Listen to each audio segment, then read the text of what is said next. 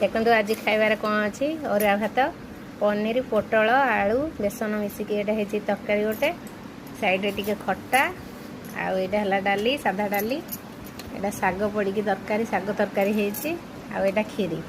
आज तो है शनिवार काली मोर थिला अष्टमी आज शनिवार 2 दिन पूरा साधा काली जमा भी भात खाएनी आज हूँ भात खाऊँ माने अरुआ भात आठ से खाऊँ सब उषुना भात सहित पखाड़ भात घाट फांट तरकारी मिसैकी खाऊँ।